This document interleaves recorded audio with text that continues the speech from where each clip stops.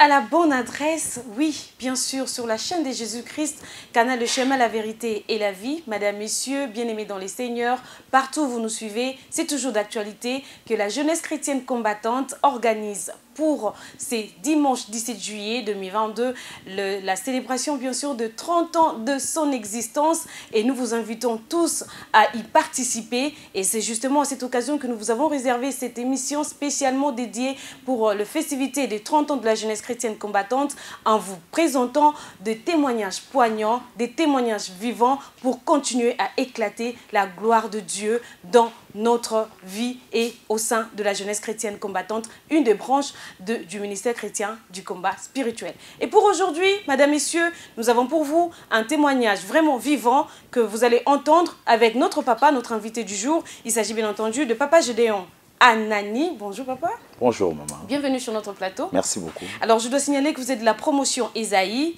vous êtes missionnaire au sein du ministère chrétien du combat spirituel et pasteur et également encadreur à la JCC. Oui, oui. Alors qu'est-ce que ça vous fait déjà de voir qu'à quelques jours, nous allons célébrer la festivité des 30 ans d'existence de la jeunesse chrétienne combattante? Moi personnellement, je suis tellement ému de joie de voir après toutes ces années que nous avons passé au sein de la JCC. Et aujourd'hui, nous totalisons 30 ans. Donc, ce n'est pas quelque chose de facile. Je suis tellement joyeux et je suis hâte de participer à cet Et de votre événement. côté, comment est-ce que vous vous préparez en conséquence? Je me prépare totalement, spirituellement, physiquement, moralement. Et je prépare déjà tout ce qui est de moi pour m'engager à ça. Alors on parle de la jeunesse chrétienne combattante et aujourd'hui, elle aura, très bientôt d'ailleurs, elle aura 30 ans d'existence. Alors ça date des 3 décennies. Oui. Et vous êtes arrivé au ministère quand déjà? Oui, moi je suis arrivé au ministère en 92 avec ma famille.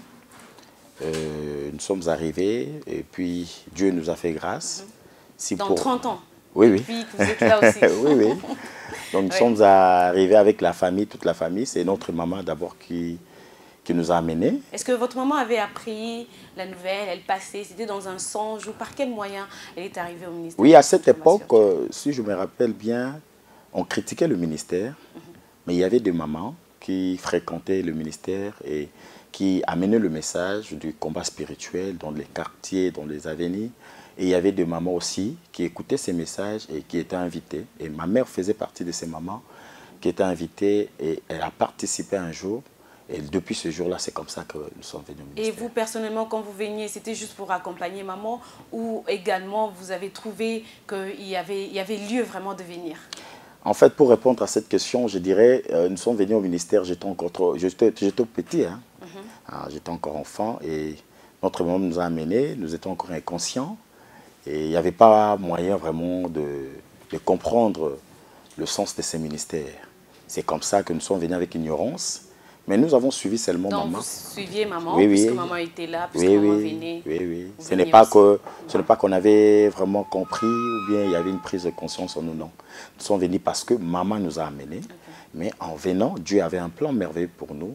Et c'est pourquoi nous sommes devenus ce que nous sommes. Et c'est à quel moment, justement, vous vous êtes rendu compte que Dieu avait besoin de vous? Oui, déjà, je dirais, c'est pas beaucoup de temps, mais c'était dans les années 2005. Après avoir été déjà au site du ministère. Et comment vous êtes arrivé au site du ministère? En fait, quand notre papa est mort, si je vais répondre à la question, l'histoire commence, notre papa est décédé, nous sommes restés avec notre maman, et ce n'était pas facile, avec, vous comprenez, vous connaissez le coutume que nous avons ici au Congo. La famille de notre papa avait cherché à ramener tout, à récupérer tout. Et c'est comme ça que notre maman n'avait plus le choix. Quand elle a écouté le message du combat, elle avait tout abandonné. Et c'est comme ça que lorsqu'elle est venue, maman Langa a écouté son témoignage. Maman l'avait demandé de tout laisser et de suivre ses dieux. Et c'est comme ça que nous avons tout abandonné. Nous sommes venus, nous avons commencé à participer dans des programmes de prière jusqu'à ce qu'un jour, un bon jour, le Seigneur va parler par sa servante, Maman Olang, de nous ramener dans des sites. Et c'est en 99 que nous sommes arrivés dans le site du ministère. Et c'est depuis 99 que nous sommes dans le site du ministère. Et c'est depuis tous ces temps que nous étions au site. Au début, comme je disais tout à l'heure là, qu'on ne comprenait pas. Nous étions encore inconscients. Juste parce que vous étiez oui, enfants, malgré que nous étions au ministère, malgré que nous étions au site, mais on continuait avec cette mauvaise vie. Laquelle? Quelle est cette mauvaise vie Cette mauvaise vie, c'est-à-dire, c'était en fait, on devait continuer l'histoire de notre papa, parce que notre papa fut un occultiste. Il a même brûlé la Bible, si je vais préciser. Oui, il a fait beaucoup de sacrifices. Et il a fallu maintenant que nous puissions continuer cette vie, cette histoire. Et vous êtes le quantième de la famille? Moi, je suis le dernier. Les derniers, oui. Ouais. Et quand notre papa est décédé... Alors, c'était la tâche pour tous les enfants oui. de continuer ce que papa, oui. Ce que papa faisait. Ouais. Et c'est ce qui s'est passé. Nous avons continué avec cette mauvaise vie. D'ailleurs, je vais signaler, quand je grandissais, j'avais pratiqué des disciplines comme la boxe et d'autres choses. C'est ce qui m'a même propulsé dans ça. J'ai touché au fétiche, j'ai pratiqué toutes ces choses. Et racontez-nous un peu comment cela s'est passé. Papa décède et il laisse à ce que les enfants puissent continuer en fait le travail qu'il faisait. Et comment est-ce que cela s'est passé justement? Oui, c'est ce que nous appelons au ministère le lien. Oui, donc c'était les liens. Et nous avons hérité de notre papa cet héritage-là, par le sang que nous portons et par les noms. Et on devait continuer cette vie. Pourquoi? Parce que on dit tel père, tel fils. Notre papa, tellement qu'il avait servi le diable dans l'occultisme, nous, ses enfants, on n'avait pas encore réussi la délivrance. On avait les sons de notre papa en nous.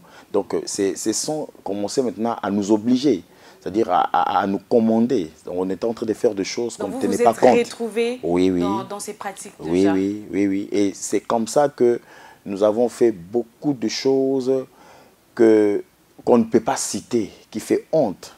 Parce que comme tu me vois là... On en cite quelques-unes pour la gloire de Jésus. Oui, pourquoi pas? Parce que nous sommes là pour témoigner, dénoncer les mauvaises choses que nous avons pratiquées.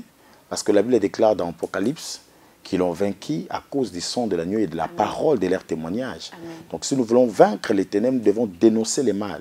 D'ailleurs, on dit encore dans le Proverbe que celui qui cache ses transgressions ne prospère point.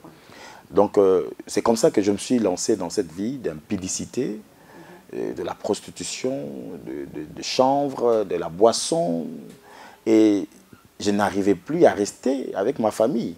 Donc nous étions des brigands, moi et mes frères. Donc, nous étions vraiment des brigands, nous étions à la rue. Nous avons fait cette vie-là de la rue, comme on le dit aujourd'hui, les koulouna, nous étions comme ça. Et avec les pratiques occultes, tout ça. Et on n'avait plus de la valeur. Vraiment dans les ténèbres. Dans les ténèbres, profondément dans les ténèbres. Et il n'y avait même plus de la considération, il n'y avait plus de la valeur. Je ne pouvais plus, c'est-à-dire je ne pouvais plus croire qu'un jour je devais être ce que je suis aujourd'hui dans la société. Parce que nous étions déjà disqualifiés par rapport à la vie qu'on menait, avec les ténèbres qui étaient en nous.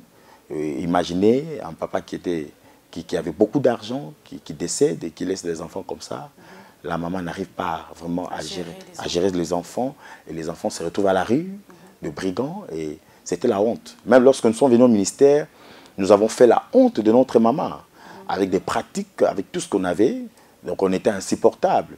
Il y avait un nom qu'on avait, le nom qu'on avait... Vous étiez déjà à la JCC? Déjà à la JCC. Toujours dans ces pratiques? Oui, nous étions déjà à la JCC, mais je continuais à faire avorter les filles. J'étais à la JCC, mais je continuais avec la boisson. J'étais à la JCC, mais je continuais toujours avec le fétiche. J'étais à la JCC, mais je continuais avec tout ça. Donc nous avons fait une mauvaise vie, même ici, même à la Cité de Triomphe. Alors, oui. Même à la Cité de Triomphe, un jour, lorsque nous sommes venus habiter vers les années, si je ne me trompe pas, les années 2004, 2005, avant que je puisse donner ma vie totalement à Christ, nous avons pratiqué des choses terribles ici à la Cité de Triomphe. Et à cause de ces choses, à cause de ce que nous avons hérité de notre papa, ça m'a même amené à faire l'homosexuel, si je peux le dire. Donc, il y avait de l'impureté, comme on le dit toujours dans Job, comment d'un être souillé peut-il sortir un homme pur? Donc, il n'y avait pas quelque chose de bon.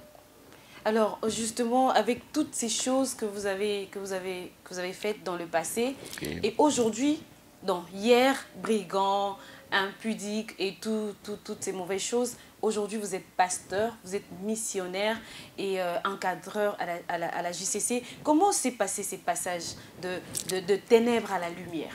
Merci beaucoup pour cette question. Si je vais répondre à votre question, je dirais c'est les temps de Dieu. Amen. Lorsque les temps de Dieu arrivent pour la vie d'une personne, on ne peut pas forcer. Parce que on nous a toujours... C'est les temps de Dieu, oui, c'est les temps de Dieu. c'est les temps de Dieu. Retenir. Oui. Là, d'ailleurs, je profite pour... Alors, on voudrait juste savoir un peu oui. comment cela s'est passé. Oui, oui, Est-ce par un songe? Est-ce que vous avez eu une révélation? Vous êtes tombé malade ou je ne sais pas, par quel moyen justement déjà, vous avez décidé d'abandonner toutes ces mauvaises voies et donner votre vie à Jésus? Merci pour la question. Déjà, partons de la question que vous m'avez posée tout à l'heure. Avec cette vie que j'avais, je ne pouvais plus comprendre, je ne pouvais plus maîtriser ce que je faisais. J'étais au bout. Pendant que les amis étaient à la JCC, nous étions dans des concerts, nous étions dans des boîtes de nuit. Mais un bon jour, pendant que je revenais de boîte de nuit, je suis allé pour me reposer. La nuit, c'est alors que je sens que je me séparais avec mon corps. C'est comme si mon esprit s'est séparé avec mon corps. Ou à cette époque, notre maman avait fait des sémences. Elle avait fait des sémences sur l'autel de Dieu pour nous, pour ses enfants. Elle pleurait beaucoup pour nous. Et moi, je ne savais pas que notre maman, partant de ces sémences, elle nous rachetait déjà. Et ce jour-là, quand je dormais, je me sépare avec mon corps. C'était en quelle année déjà? Là, c'était vers les années 2005. Okay. Et je me vois en train de me promener dans un endroit que je ne maîtrisais pas. Et puis, à un moment, je veux voir une lumière. Quand je vois la lumière, j'avance vers la lumière. C'est alors que j'écoute une voix qui me dit, j'étais pris, j'étais ramené ici. Amen. Maintenant, je me demandais, je suis où? Tu m'as ramené ici. Je suis où? Je devais savoir. Et je vois une porte s'ouvrir. On me fait entrer dans la porte. C'est comme si vous allez visiter la prison de Makala. Donc, je trouvais des gens là-bas impossibles. Il y a des gens qui pleuraient, il y a des... Donc, c'était pas facile. Vous les viviez comme ça? Oui. Okay. C'était pas dans un songe? C'était dans le songe. Dans le songe, justement. Oui. Et les gens pleuraient. Il y avait beaucoup de pleurs, il y avait beaucoup de lamentation. Donc, les gens, c'était pas beau à voir. Et je commençais à me poser des questions. Ici, c'est où? La voix me dit, c'est le lieu de tourment. Oh là là. Et la voix commence maintenant à me parler à propos de ma vie sur terre. Par rapport à tout ce que ma mère me parlait, que je ne voulais pas écouter, que je ne voulais pas faire. Et la voix commence à me parler. Regarde, là où tous ces gens-là, qui n'écoutent pas ma voix, à ma parole, vont se retrouver. Et je commence à pleurer. Comme notre maman nous avait ramenés trop jeunes à la JCC, malgré que j'étais dans le fétiche, malgré que j'étais dans l'impudicité, dans la prostitution, dans la boisson, dans l'alcool, mais au moins, j'écoutais les enseignements. J'écoutais les enseignements. Donc, on venait à la JCC, comme si on venait pour se promener, mais au moins... Juste pour marquer la présence. Oui, mais au moins, la parole de Dieu pénétrait en nous.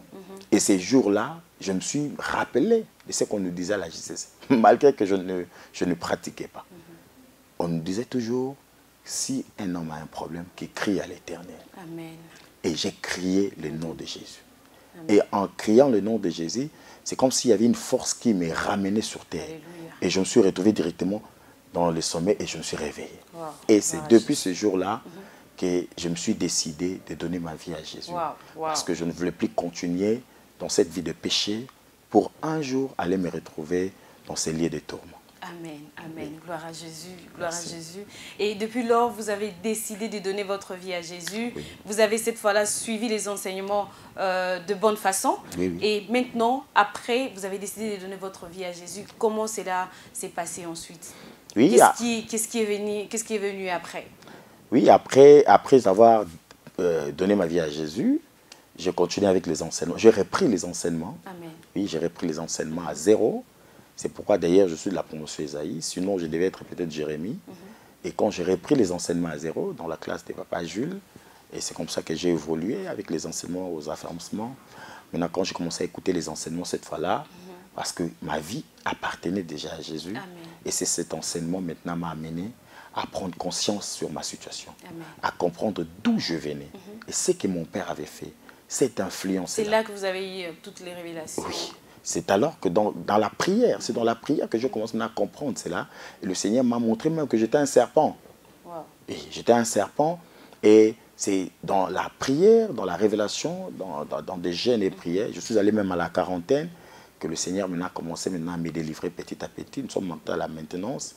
Et un jour, le Seigneur me dira, parce que mon nom ancien c'était Benjamin, mais un jour dans la prière, le Seigneur me dira, ton nom sera Gédéon. Et lorsque le Seigneur m'a donné ces noms, et je devais maintenant assumer ce nom. C'est alors que je évoluais avec les enseignements au sein de la CC. Ce n'était pas facile. Nous qui venons déjà d'une famille consacrée dans l'occultisme, dans les ténèbres, on devait servir les ténèbres. Et maintenant, tu donnes ta vie à Jésus. Le Seigneur te donne un nom nouveau. Ce n'était pas facile. C'était vraiment une lutte. Il fallait vraiment faire face à tout ça. Il y avait des réclamations parfois, mais Dieu m'avait fait grâce. Je continuais, j'ai fini. Oui, jusqu'à ce que j'ai réussi la promotion. Après la promotion, c'est alors que le Seigneur m'avait appelé à la mission. C'est alors que j'ai commencé ma mission. Je suis allé en mission locale que maman m'avait envoyée à cette époque-là. Et puis je suis allé à Matadi. Et puis c'est comme ça que j'ai commencé la vie missionnaire. En tout cas, nous rendons gloire à Jésus, Amen. Lui qui est toujours le champion. Quand il t'a choisi, il t'a choisi. Et Amen. quand c'est ton temps, c'est ton temps. Amen. Les diables ne peuvent plus rien dans ta vie. Alors, il y a aussi des gens qui sont en train de nous suivre en ce moment, de ces jeunes qui vivent justement la vie que vous viviez avant et qui se demandent par où commencer pour arrêter. Et d'autres même qui ne trouvent pas de raison pour arrêter. Est-ce que vous pouvez regarder la caméra qui est juste devant vous et leur passer un message? Oui, j'ai duré une chose. Peut-être ces bien-aimés qui me suivent, je serais incapable de les accorder ce qu'ils demandent ou ce qu'ils ont besoin. Mais je sais une personne qui est capable de les accorder, ce dont ils ont besoin. C'est Jésus. Amen. Le Dieu de papa et de maman Olangi, qui est capable de ramener à la vie nous qui étions morts, nous qui étions déjà perdus. On n'avait plus d'espoir, il n'y avait plus de valeur, il n'y avait plus la considération. Le Dieu des papas et de Maman Lang m'a tiré du ténèbre. Comme il avait dit à Josué, il m'a tiré du feu. Bien-aimé, toi qui me suis, peu importe la vie que tu as, peu importe ce que tu as fait, moi j'ai eu à avorter. J'étais Koulouna, moi j'étais dans le fétiche, j'ai eu à pratiquer des choses terribles. J'avais donné ma vie à Satan. Il y avait même un jour, le diable me parlait, dans la révélation, dans le mensonge, et il m'avertissait de ne pas l'abandonner. Je ne pensais pas qu'un jour je pouvais être dans le royaume des cieux. Je ne pensais pas qu'un jour je pouvais faire partie de ceux-là qui sont choisis par Jésus. Mais aujourd'hui, je suis ce que je suis. L'Éternel m'a fait grâce. Aujourd'hui, je sillonne partout dans le monde pour parler de sa part. Le Seigneur m'a fait grâce, il m'a honoré. Je ne manque plus de rien. Je t'invite, toi qui me suis, de donner ta vie à Jésus, de donner ta vie à ces dieux de papa et de maman Lang, le Dieu de la JCC, il changera ton histoire. Amen. Le Seigneur changera ton histoire. Amen. Donc, vous tous qui nous suivez de partout, ici à Kinshasa et dans le monde, écoutez bien ces messages. C'est Jésus-Christ lui-même qui vous parle et qui vous demande d'abandonner toutes ces voies dans lesquelles vous vous êtes plongé et qui ne vont que vous amener dans le lieu de tourment. Et alors, vous avez encore la chance de tout abandonner et de donner votre vie à Jésus afin que vous soyez sauvés. Alors, nous allons célébrer très bientôt les 30 ans de la jeunesse chrétienne combattante. Il y a certainement de tous ces jeunes qui nous suivent partout dans le monde un petit message d'encouragement pour qu'ils se joignent plutôt à nous, déjà dès ces dimanches 17 juillet. Oui, d'ailleurs, déjà, je vais signaler ceux qui sont encore dans des provinces ou encore dans d'autres pays. La JCC, ici à Kinshasa, donc, vous attend à bras ouverts. Nous sommes tellement dans la joie de vous voir parmi nous. Nous vous invitons partout, partout dans le monde, que ce soit dans des provinces, que ce soit dans des pays voisins, que ce soit en Europe, en Amérique. Bien-aimés de la JCC, venez, venez nombreux. Le Dieu de Papa de Maman Lenga enlève, le Dieu de la continuité. Il va faire de bonnes choses dans votre vie et vous allez continuer à les témoigner et à témoigner ces merveilles. Venez, venez, venez. Venez nombreux. Merci beaucoup, Papa Gédéon, d'avoir répondu à notre invitation. Merci beaucoup. Et que le Seigneur vous bénisse. Amen. Merci également à vous, très chers téléspectateurs, Madame, Messieurs, bien-aimés dans les Seigneurs, de nous avoir suivis avec aimable attention. Les rendez-vous est donc pris et ça n'a pas changé. C'est ce 17 juillet 2022 à Kinshasa, à la 17e rue Limité, à la Cité des Triomphes.